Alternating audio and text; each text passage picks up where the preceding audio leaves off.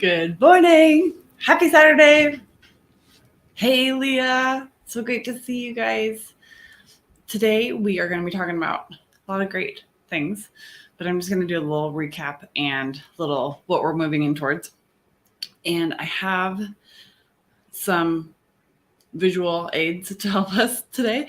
And I am going to move pretty quickly through them because a lot of them are review. But I think it's helpful to just see the graphic because it just gives you a deeper understanding about what is happening with how your brain is a part of creating symptoms in your body. I thought these last 3 days have been really fun. So I just wanted to say thanks for hanging in there with me and thanks for coming. Thank you for commenting. I love knowing where you guys are at. It really helps me know what to teach next. And I thought yesterday was in particular really fun, and I haven't really taught that in a public, like in a bigger space before, just more to people that I know are gonna get it. So thanks guys for going on that adventure with me, and I just loved it. I thought it was really fun. Okay, so today we're gonna be talking about the number one reason why you have anxiety, burnout, and pain, and why you can never fully heal. We need to know that so we can fix it, right? And then tomorrow I'm going to be talking about my story, my journey, and these are both at 9 a.m. Mountain Standard Time. And then Monday, it's going to be at 7 p.m. Mountain Standard Time, and it's going to be over Zoom. So we'll send out a Zoom link so you have it. And we're going to be able to see each other face to face. And you can ask me particular questions about the Inner Restoration Program. You can ask me questions about what you're experiencing in your body or in your business, and different ways that we can brainstorm to get you some good coaching and get you some. I'm also able to do like a body scan on you. So I'm happy to do that for you as well, if you'd like that. So that'll be on Monday at 7 p.m. Mountain Standard Time. And then today, we are going to actually, you know what? Can you put in chat something that you've learned or an aha moment that you've had over the last 3 days? Just put it in the chat. And even if you're watching the replay, that'd be really helpful for me because we're going to be going quick through these. So I want to make sure we're all on the same page. So put in the chat something that you've learned, something that clicked for you, something that resonated with you in the last 3 days. So this is a review, but there's 2 gears of the nervous system, right? There's sympathetic and there's parasympathetic. Sympathetic is fight, flight, or freeze, and parasympathetic is rest, digest, and heal. So those are the 2 gears of our nervous system, and they are mutually exclusive. You can't be in both at the same time. You can't be like half a toe in one and a toe in the other. It doesn't work like that. So the main passion that I have is helping people move flexibly from that stress response into the healing response. Because we can be eating really well, we can be taking great supplements, but if we're in the stress response, it does not land in the same way. It's not going to nourish us or transform us in the same way. So there's so many different ways to heal the body. But if we know personally how to move ourselves from that stress response into a more flexible nervous system, we're going to get the most out of whatever we're going to do. If it's a chiropractor appointment, if it's acupuncture, if it's eating organic, we're going to get the most out of it. Okay.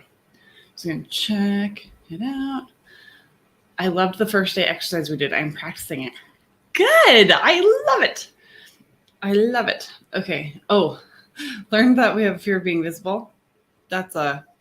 I've definitely been working on that one. That's a big one. I've learned that I can control my nerves and not be victimized by it.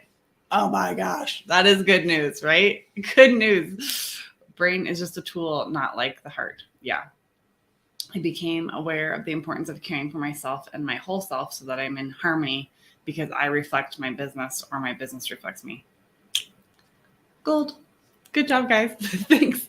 Okay, so those are all wonderful. I'm really glad you guys got those.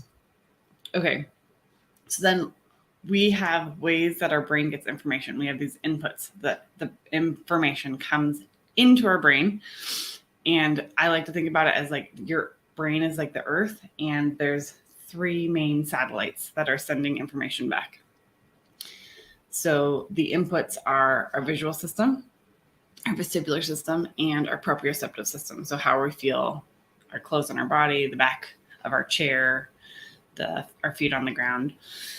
And there's also another one that we've kind of been doing, which is introception, which is the information that we're getting from the inside to our brain. So like that could be internal nerves or breathing. Like breathing is an interoceptive signal to the brain.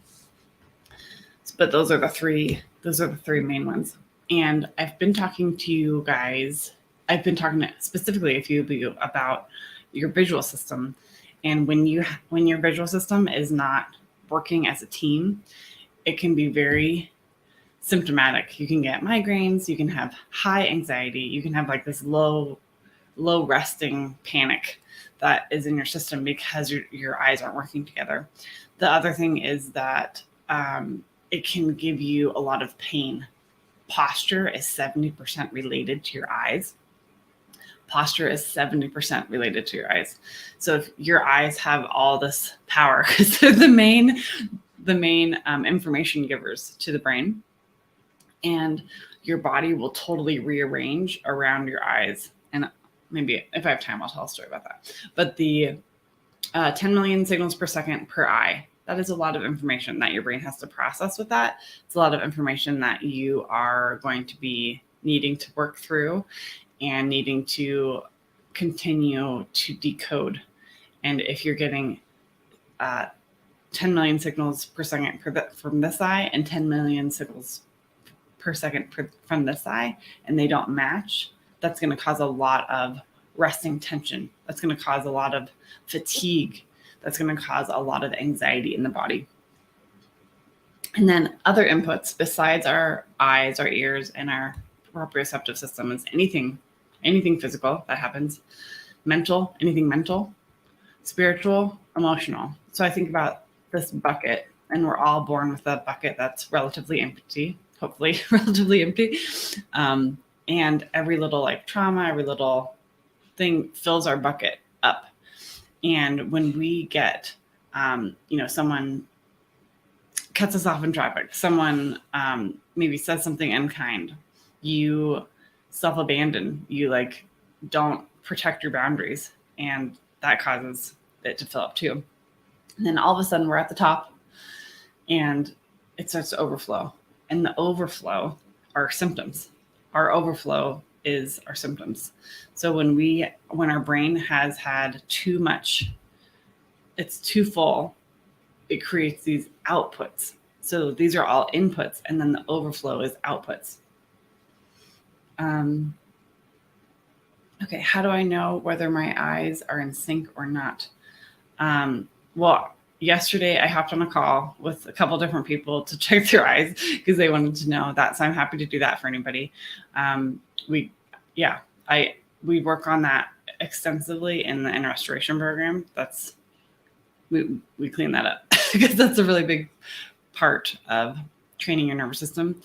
And a lot of people's really like magical drills are eye drills that can change their anxiety, that can change their symptoms. That client that I was telling you about who would pull over her cart to do a drill in Costco if she started to get a migraine, it was an eye drill. So this is important. So yeah, I'll respond to you guys with the link to book a call with me so we can hop on and I'll look at your eyes. That's fine. I'm happy to do that. Okay. So the input goes into our brain, and then the brain has to make this decision. Remember what the primitive brain is always asking: am I safe or am I not safe? So if there's 2 kids playing and they see a bee, and one is like, oh, a bee, and the other one's like, oh my gosh, a bee. Like their brain got the same input, but the interpretation was different, right? The interpretation from one kid was like, oh, cute. And the brain must have said, you're safe. It's okay. And the other kid the brain must have said, like, we got to get out of here. This is a threatening situation. And the output could be, muscle tension. The output could be anything, but we're going to talk more about output. So an output is made in the brain, but it's felt in the body. Made in the brain, but felt in the body. So if I have back pain, whatever's happening there, my brain has decided, like, we need to create some sort of guarding there. We need to do some different things. So it's created in the brain because the brain has interpreted the situation as threatening, and the back is responding. The back is an output. So an output could look like the overflow bucket. The bucket overflow from the threat bucket could look differently for everybody. For somebody, it could be fatigue. For somebody else, it could be like a cough. For somebody else, it could be not sleeping. For somebody else, it could be overwhelm. So all these are just examples of outputs. So we've got the inputs, anything from the visual, vestibular, or proprioceptive system, anything from the threat bucket, and it goes to the brain for interpretation. And then the brain decides, am I safe? Am I not safe? And then it creates the output. So put in the chat right now, like, what is a common output that you get? I get overwhelmed. I get muscle tension. And I used to get a lot of headaches, but I don't really anymore. That's pretty rare because my baseline of my nervous system keeps changing, and my body doesn't have to go down that 6-lane highway to headache. And I know if I do start to get one, I know, like, how to get out of it pretty quick. So what is when you get that output that you get constantly when you're in a stressful situation, like, what is that for you? Tight gut. Lack of concentration. Yes. Because when your primitive brain's in the driver's seat, you can't focus. This is the frontal lobe. The frontal lobe is responsible for, perception and judgment and executive functioning. So when your primitive brain is taking up all the oxygen, all the nutrients, like, this part of your brain doesn't work as well. You can't focus. Okay. And then other outputs could look like GI outputs.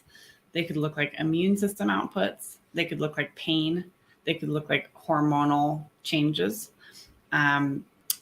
There's a lot of people that have GI outputs. And I also work with a lot of people that have pain and immune system and hormone outputs. And they're often all connected. And they're often, they've often tried, like, everything else. They've tried so many different things to change them, and they can get discouraged. And so when I work with people that have chronic issues, or they've had them for a long time, we have to remember, like, we're coming at this at a different way. We're actually going to be doing something to change the input so that your brain has a different response and changes the output. So it's pretty cool to see people's symptoms just fall away. Actually, I worked with this client, Abby, and she had dizziness and migraines and nausea and, like, a lot of muscle tension, anxiety. She had a lot of anxiety also. So she did the program. She was feeling a lot better. But then like a month or two, no, it wasn't a month or two. It was like maybe like 9 months later, she sprained her ankle, and she went to the acupuncturist to, like, see about her ankle. And she was filling out the intake forms, and she was noticing that there was all these boxes that she would have normally checked, like dizziness, migraines, and she was like, oh my gosh, I don't even have to check those boxes anymore. And that's like a part of the HOPE program, right? You have to elevate your identity, because she no longer had to identify with those symptoms, those check boxes.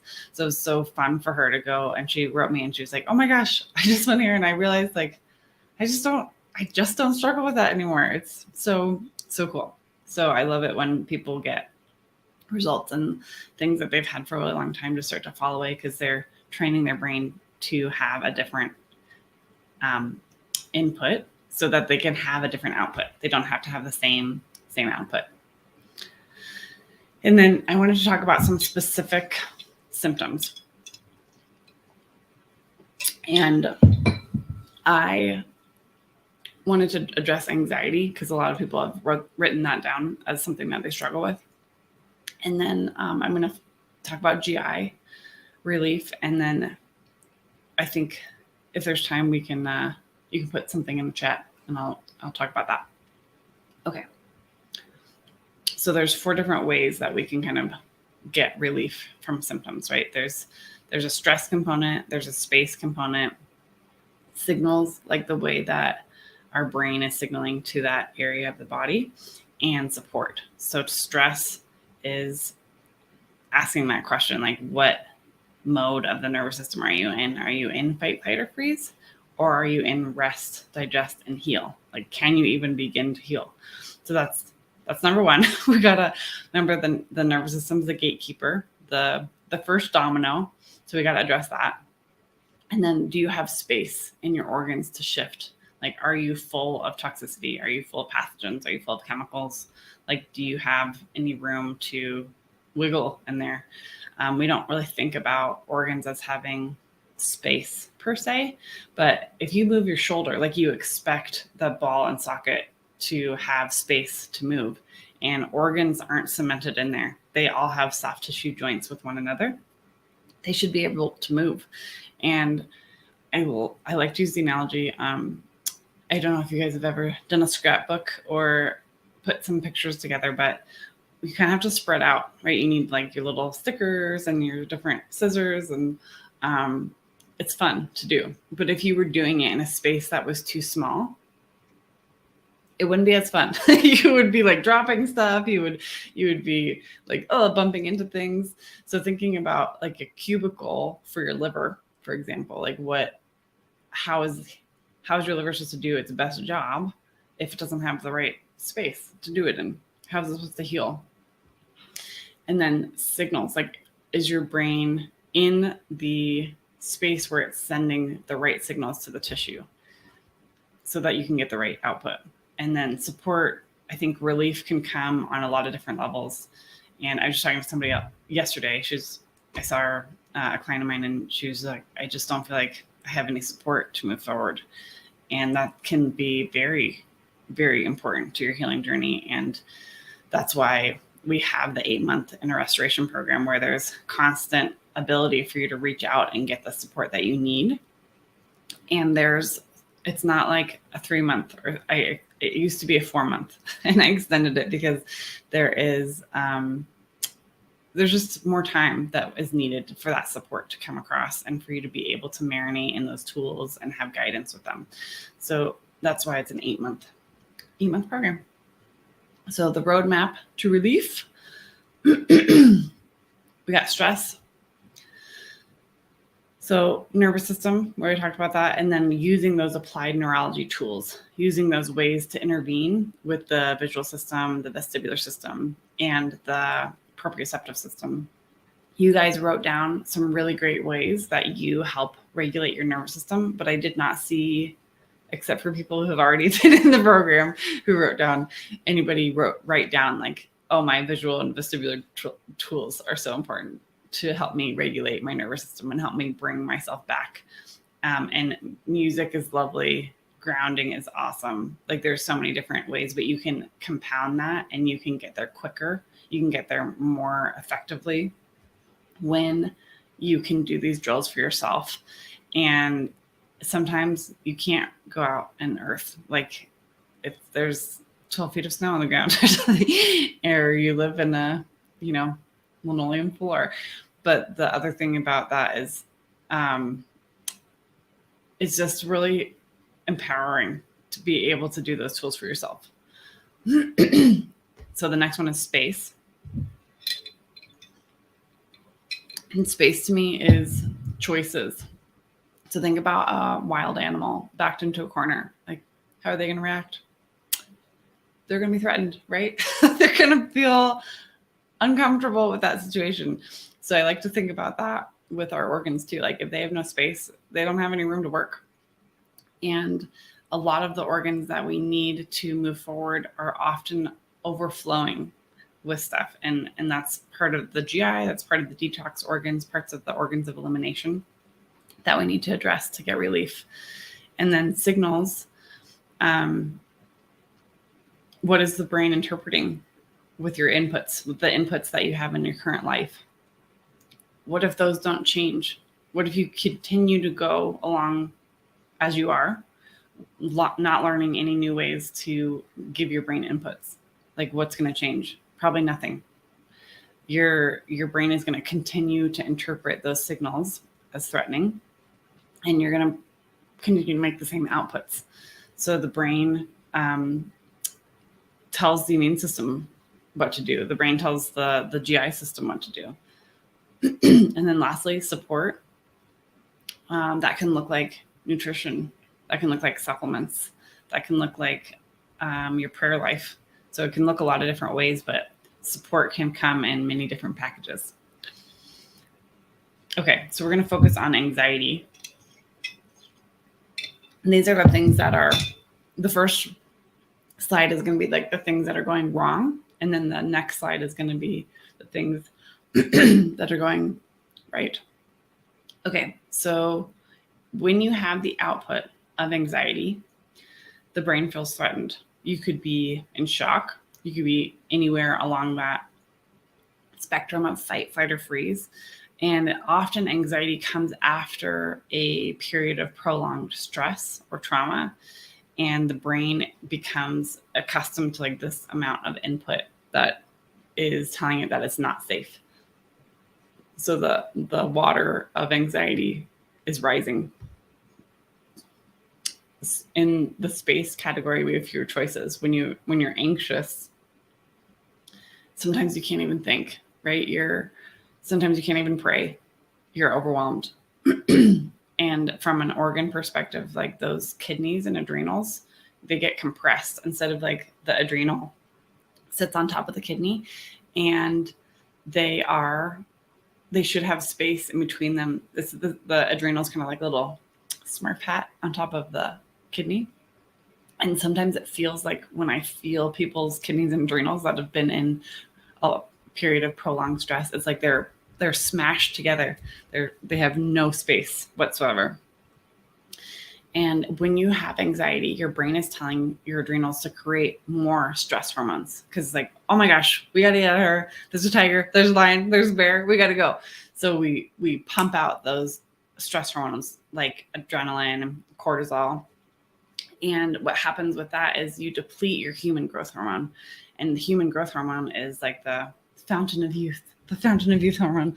And that guy helps to repair tissue that's broken down. It also helps you to build muscle and release fat.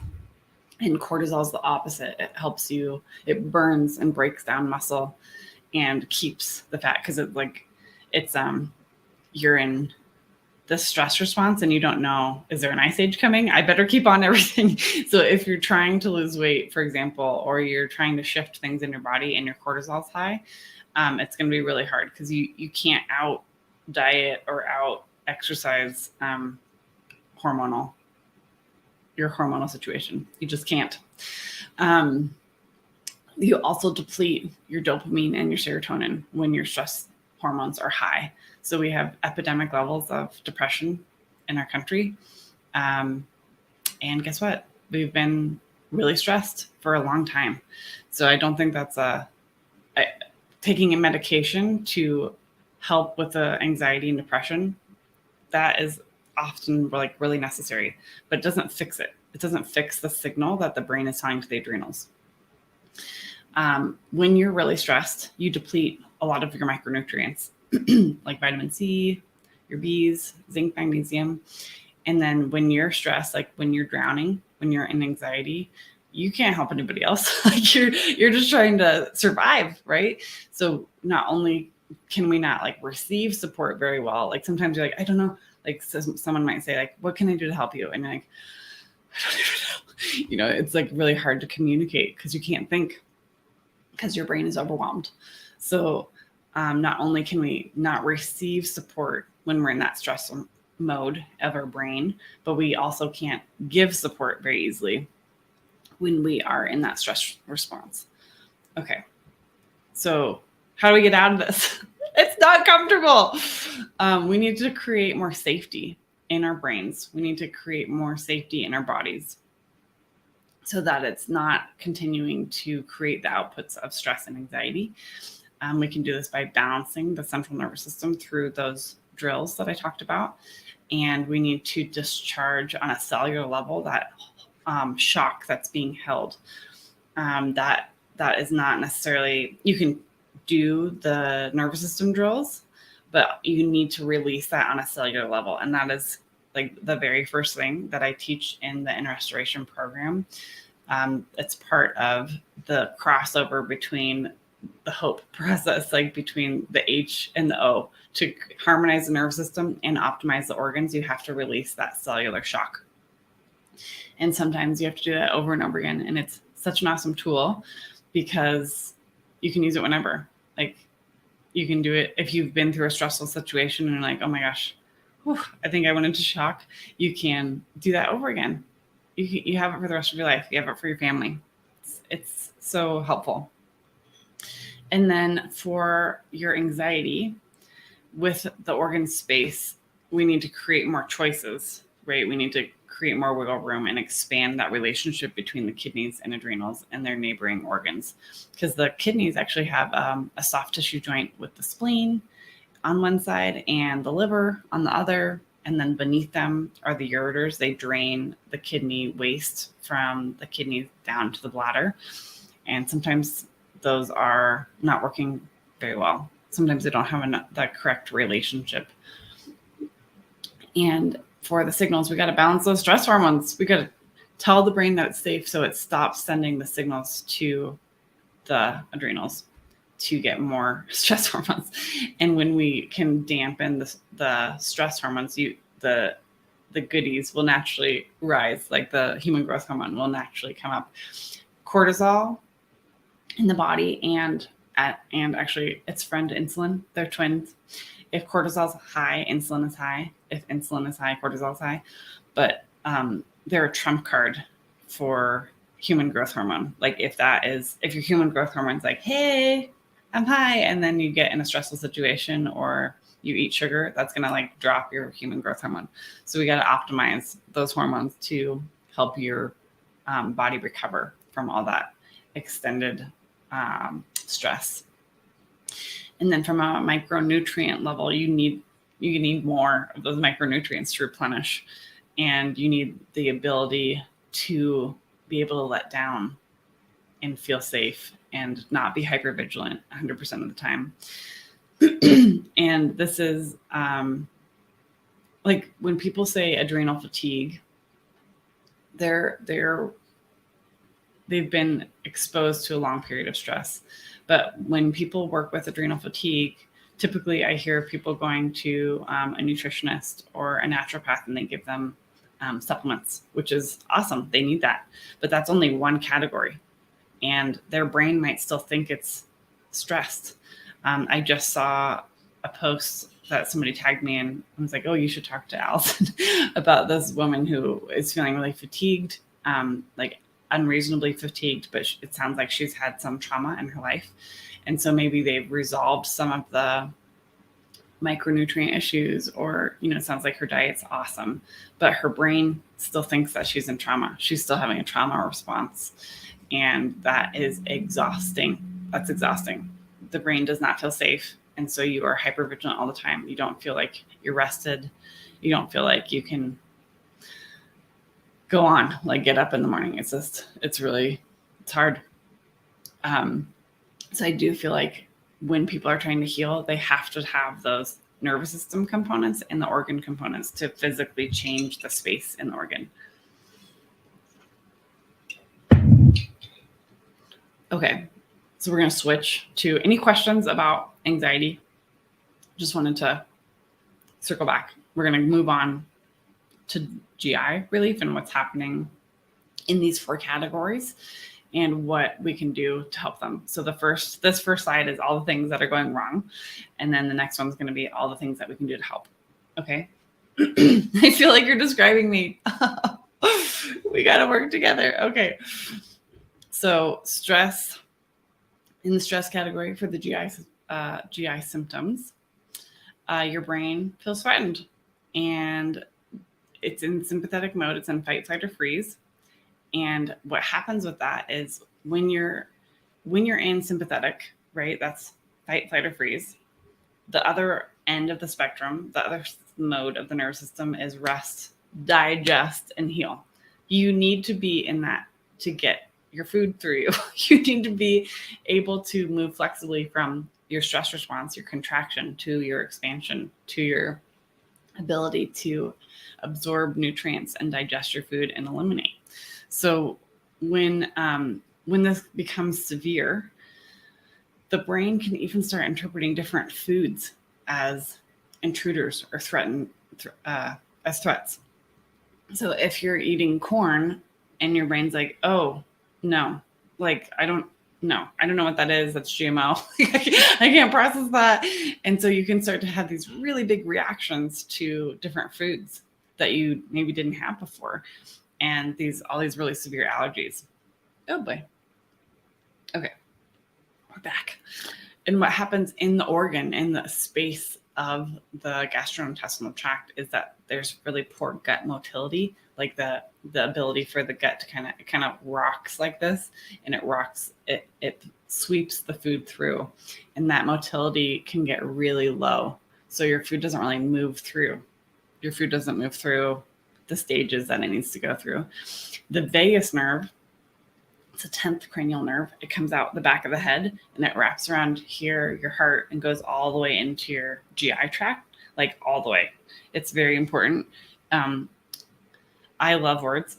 So, the word vagabond, that like person that wanders around, it's the same Latin root for the vagus nerve.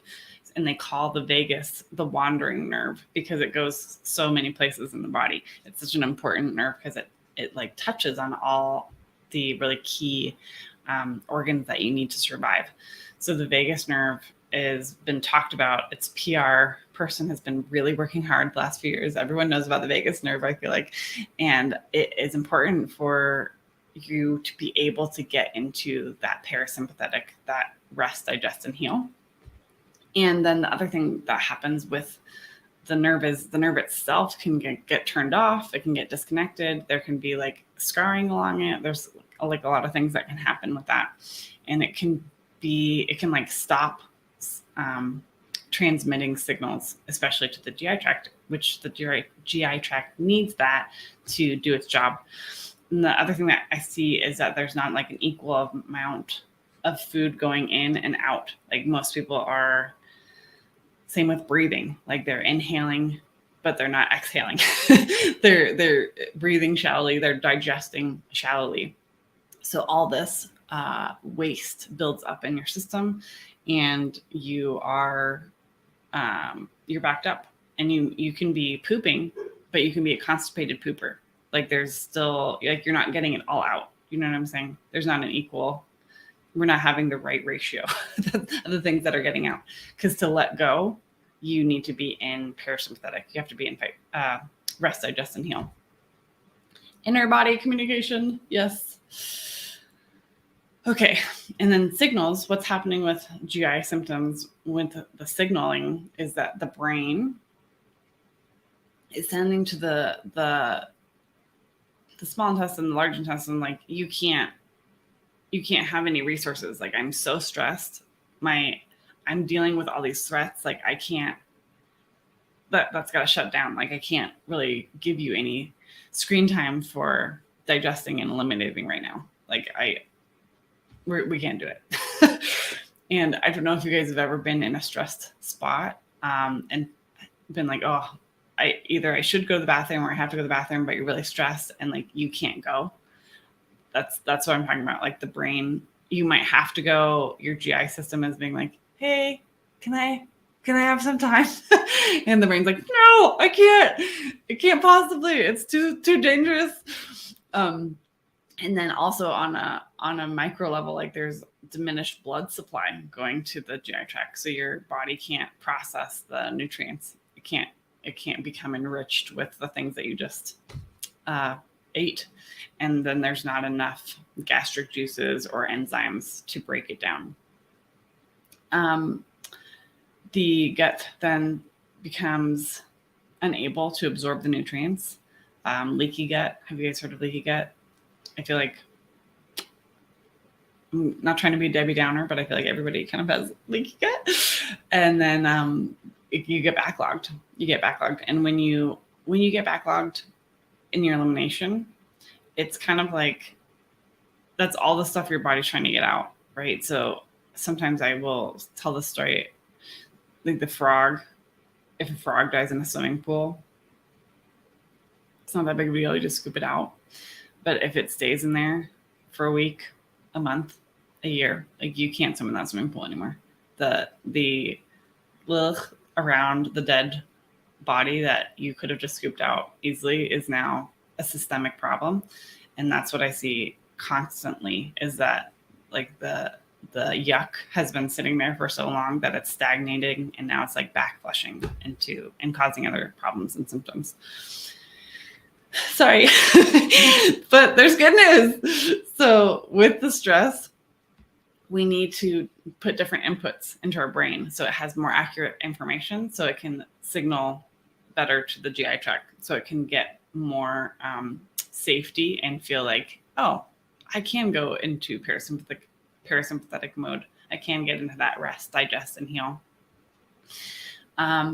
We need to create better peristalsis, better gut motility. We need to have the ability to have a better ratio of what needs to come out. We need to improve the scar tissue in that area, improve the leaky gut, and proper GI flush. So often what I see for people is when you swallow, it should go down, right? The last part of your large intestine and your colon is down, right? That's where your food that your body doesn't need is going to go eventually. And what I see for people is that they have a reverse flush, like instead of it going down, it's coming back up energetically, which can be pretty problematic with digestion. And a lot of times people feel like very averse to food, or they feel like nauseous all the time. It's not good. We got to get the brain to tell the GI to digest. We got to switch that signaling. We have to improve the ability for the vagus nerve to get those signals down there. And we got to improve the circulation and drainage. You got to feel safe enough to digest. You got to feel safe enough to take in what you need. And we have to repair the small intestines, the large intestines, and the liver and the lymph are also a component of this GI pieces. And that's why we have, the HOPE process, because it combines all those different ways. All the things that I talked about are clients that I've helped, that they feel better now because we've done these processes and gotten those support pieces for them. Okay, I have a few more minutes with you guys. So if you want to put in the chat a symptom that you'd like to talk about, we could do that. And if you guys want to see. Also, do you guys have any questions about the inner restoration program? Oops. Okay, sorry. Here we go. Bladder. Yeah, after cataract surgery. Yeah. Okay, so we kind of talked about the eyes a little bit, so I'm going to focus on the bladder for just a sec. So with the bladder, and I have had clients who've had like really chronic bladder issues that have resolved with the inner restoration program. And there are some different components to that. The pelvic floor is like a group of muscles. So we usually need to work on that. And that's part of the releases, part of the diaphragm releases that we do in the restoration program to get more space, to get more support. And then there's also these nerves in the lower back that go, we talked about it a little bit yesterday with the pelvis. They go out of the lower back, out of the sacrum, and they innervate the bladder function. So there can be like a neurogenic bowel and there can be a neurogenic bladder. And sometimes those nerves either aren't firing appropriately or they can be like blocked or scarred or dampened with whatever the soft tissue thing's going on there. Then there can also be a ureter issue, which we have the two kidneys. And then if these are the ureters, it's coming down to the bladder here. And sometimes they aren't flowing correctly or they get full. So then the bladder gets kind of wonky. The flow gets off there. And the bladder has really cool, this is like a nerdy anatomy moment, but the bladder has really cool epithelium. Like the cells are different than anywhere else in the body. It's called transitional epithelium, so that they can like expand and contract, right? When your bladder's full, you want the cells to be able to expand.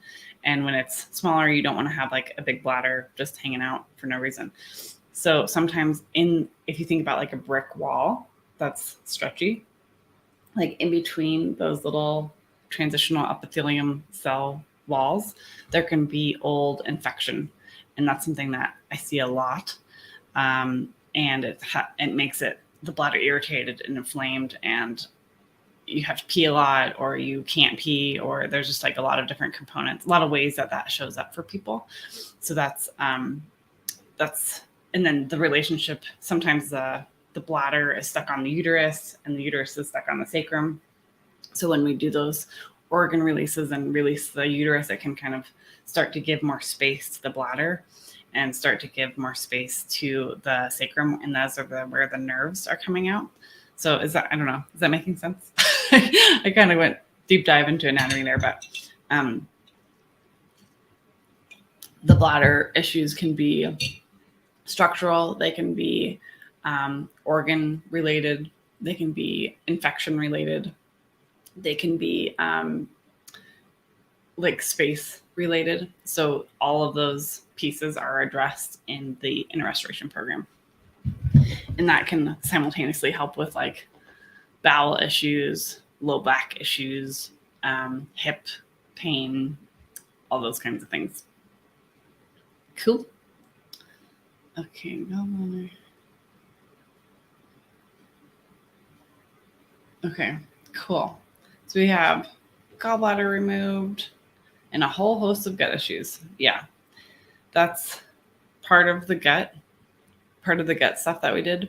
And the gallbladder, if you look at the gallbladder meridian, and what I've seen in a lot of people that have their gallbladder removed is their gallbladder meridian isn't moved. And so they can often deal with a lot of spasmodic like tightness in their body, and headaches, migraines also are kind of gallbladder related. And in Chinese medicine, when you deplete your adrenals and your kidneys, then you dip into your gallbladder, the gallbladder energy. So sometimes gallbladder issues are actually, if you go back to like that anxiety part, and the issues that we were having with the kidneys and adrenals and stress hormones, that is often like the precursor for gallbladder surgery, is that they've been stressed for too long. So they've dipped into the gallbladder and it's like, depleted the gallbladder now. So often with gallbladder stuff, those symptoms will stay even though the gallbladder is gone, because the root cause wasn't addressed. And the brain is still sending the signals to the kidneys and adrenals to be stressed out and uncomfortable.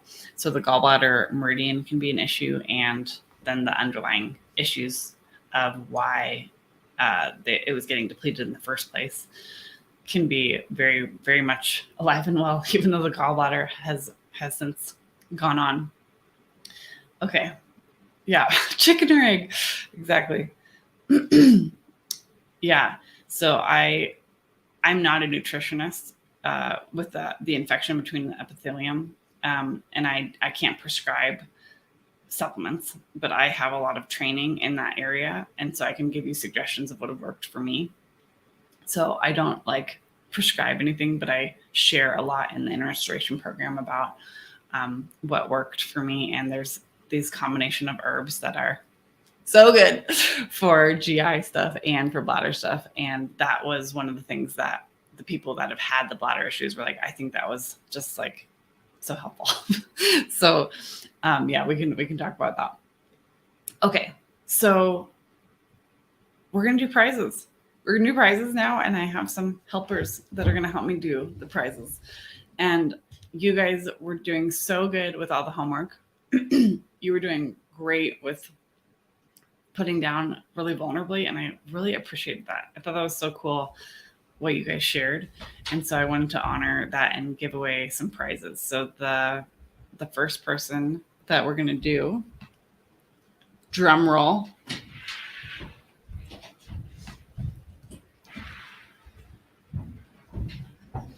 This is my son, my eldest son, Caden, and my daughter, Avonlea.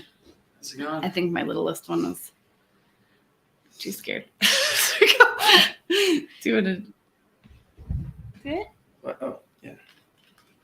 Okay, so the names are in the hat. Drum roll. Drum roll. Tori Nord. Woo! Yeah, Tori! Yeah. Awesome. Thanks for playing, you guys. That was fun. And thank you. I have to say, these two have been so helpful. I'm sorry. I have like weird proprioception. You guys, these two have been so helpful because we did not have childcare this week. And so my husband helps me out with so much of the tech, and these guys have been amazing with helping out around the house and doing extra things so I could do this for you. So I just want to say thank you to you. Thank you. Okay, you're released. Thank you. All right, guys, have a wonderful day. Tomorrow we're going to be talking about my story, and let me know if you have any questions. I'll go back in and put the link that we can have a call together if you want to talk about the program or want me to check out your eyes. I'm happy to do that for you. So have a wonderful rest of your Saturday, and I will talk to you soon.